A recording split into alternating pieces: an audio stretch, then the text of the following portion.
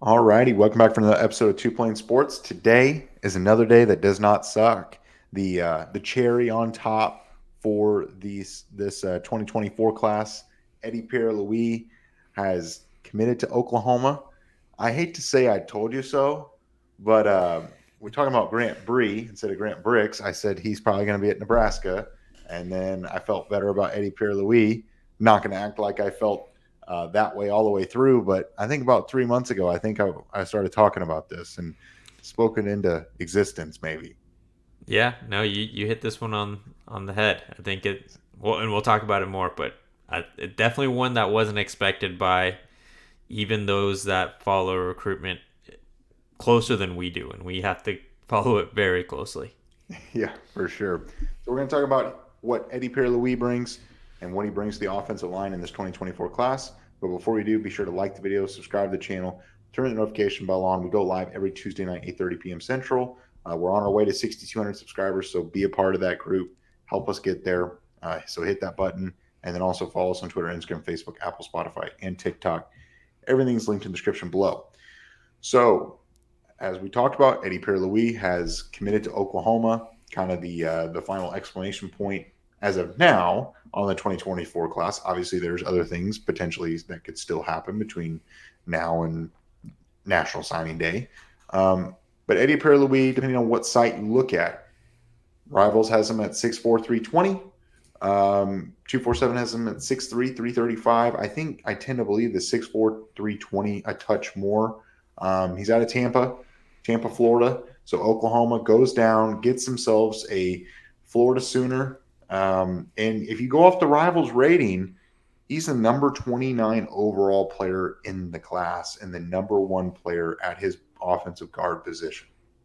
Now, 247 has him a little bit lower, but one of the major recruiting services does have him literally as a 5-star because he's the number 29 overall player.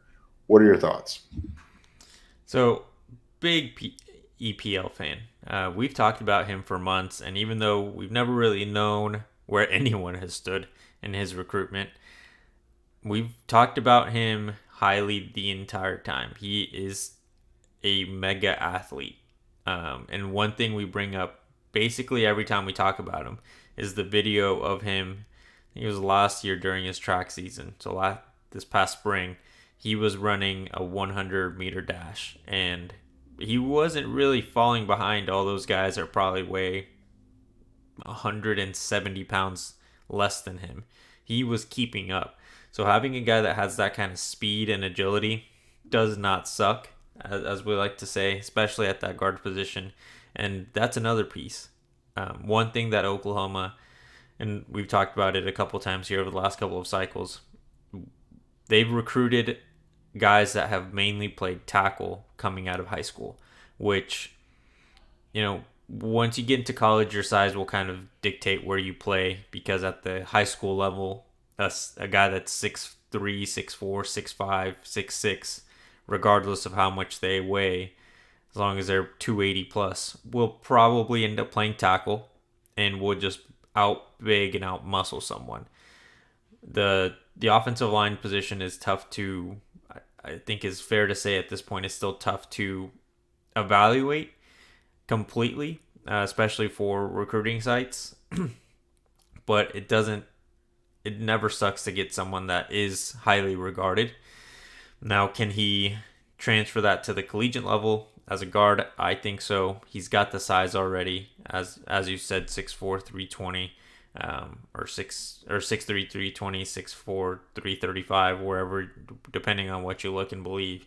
He's a guy that's well over 300 pounds already, which is going to be important going into the SEC. Even if he doesn't play, I think he's a guy that could, especially if he's an early enrollee, could affect who does get to play a little bit and maybe even gets in the two deep at some point in the season, because that interior of the offensive line is going to be where Oklahoma is going to need to build some depth and find who's going to be either the starters or at least the backups, because again, recruiting a lot of tackles, you're probably going to get guys that are a little lighter weight wise, and you need those big bulky guys in the interior to help the run game.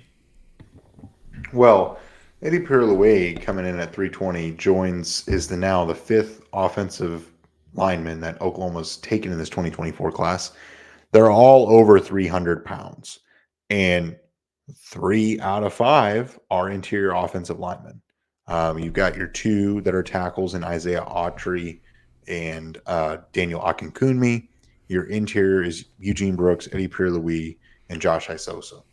And all of them are over 300 or above pounds right now, already in high school, and they already have the size. I don't want to underestimate the pairing of Eugene Brooks and Eddie Pierre-Louis together, because Eugene Brooks is the number, according to 247, they've got him as the number, sorry, I don't remember off the top of my head, but the number 6 interior offensive lineman. So I know I'm using two, picking and choosing and, proving my point, but Eddie Pierre-Louis is number 1 on the, interior offensive line for Rivals. And then you've got Eugene Brooks as the number 6 interior offensive lineman for 247. They must both be relatively good.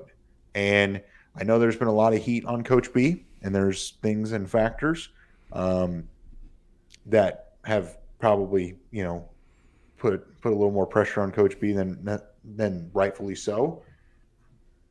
But I think also, we talked about there was a period in here in the last 3 or 4 weeks where it didn't feel like Oklahoma was going to be the spot for Eddie Pierre-Louis. And then all of a sudden, Oklahoma came in and started talking to him, and then had an in-home with Coach B, and it was locked down. And so all the comments and all the, he can't recruit, 3-star U. I just I think you have to be careful with what you're saying, because I will sit here and say that Coach B is one of the best offensive line coaches in college football, and I think there's been some things that have been holding him back, not to his not at his own fault. I mean, there's some other factors at play in a lot of these top recruitments. Yeah. And even if the 3-star U thing is what either some people that are quote unquote fans, or people trying to trash talk Oklahoma as if it's going to affect the field of play.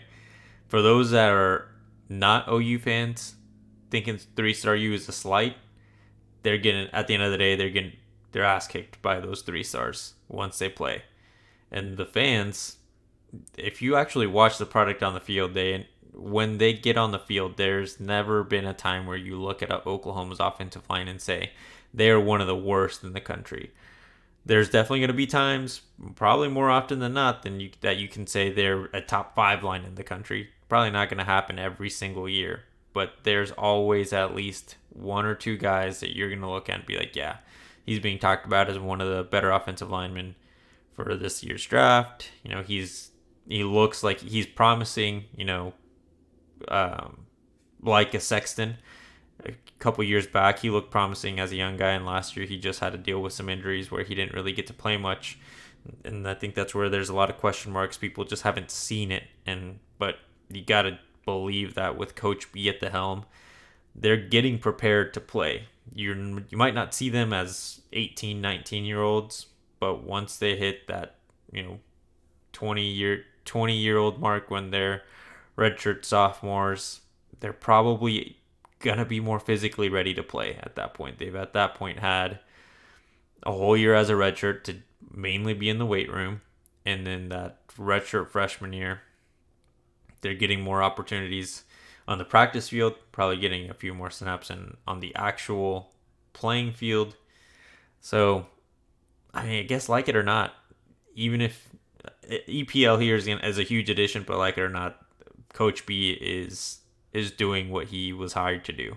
And yeah, some of the recent transfer news might put a microscope on him, but I don't think that heat is actually going to be anything substantial.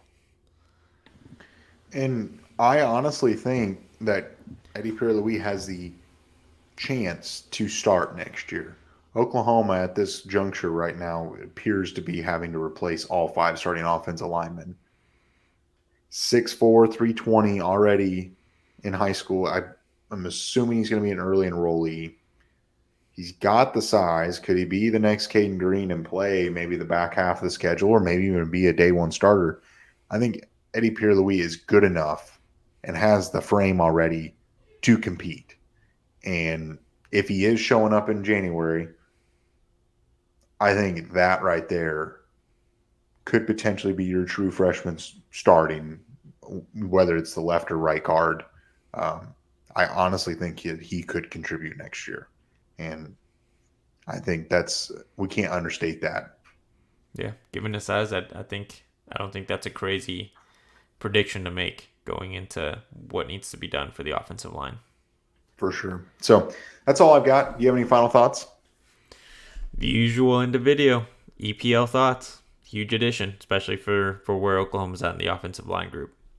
All right. Well, be sure to like the video, subscribe to the channel. We're on our way to 6,200 subscribers. So hit the subscribe button, turn the notification bell on so you know when we go live. We go live every Tuesday night, 8:30 p.m. Central, and also post videos so you get notifications for that. And then follow us on Twitter, Instagram, Facebook, Apple, Spotify, and TikTok. Everything's linked in the description below. See you guys next time.